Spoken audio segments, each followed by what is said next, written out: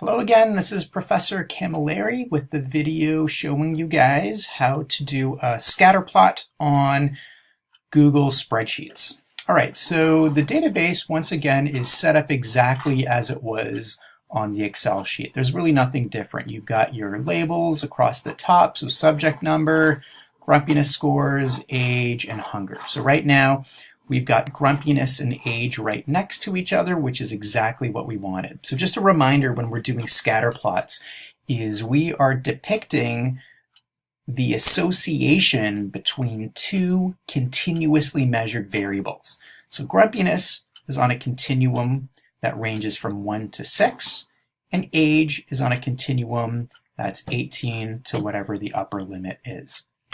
All right, so to create your scatter plot, you want to highlight both columns together. So it's really important, if we had age over here, we wanted to move it right next to grumpiness because they need to be next to each other.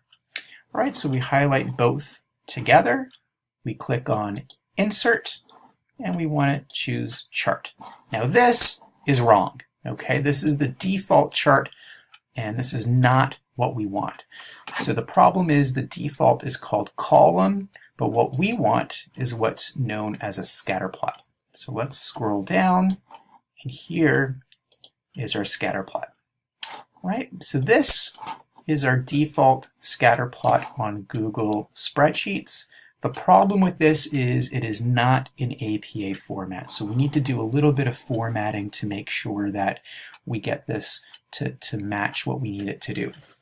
So let's start off with what's missing. We're missing our axes labels. You need to make sure what these axes are. So to add your axes label, we're going to go to Chart, Axis, and Titles. And let's go to Vertical. Vertical is over here. And this one we can tell is our age variable. So let's type in H. And it should pop up over here. Right?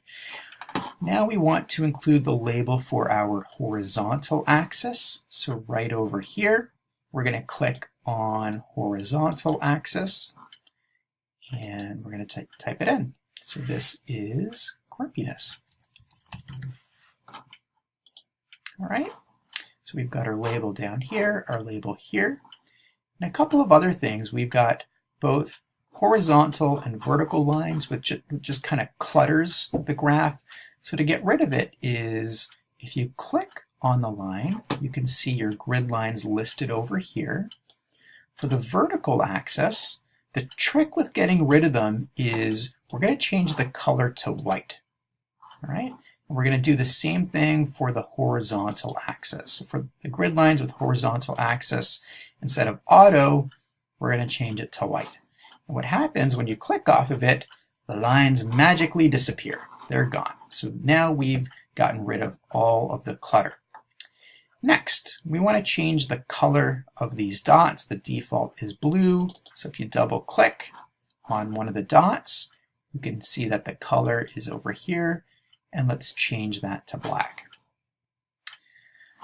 The last element we want, if you scroll down a little bit here, is we want to add that line that cuts through the center of the data.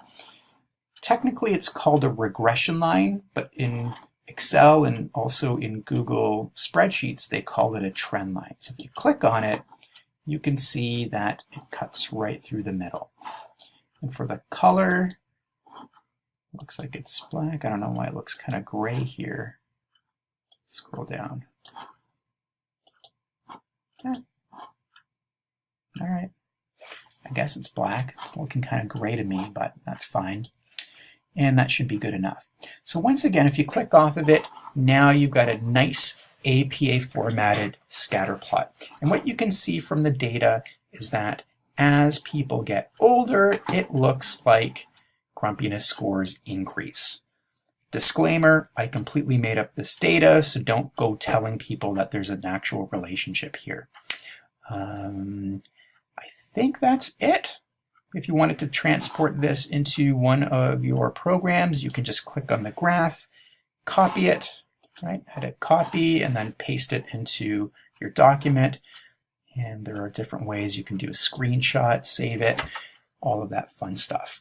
All right, so that's how you create a scatter plot in Google Spreadsheets and formatting it into APA.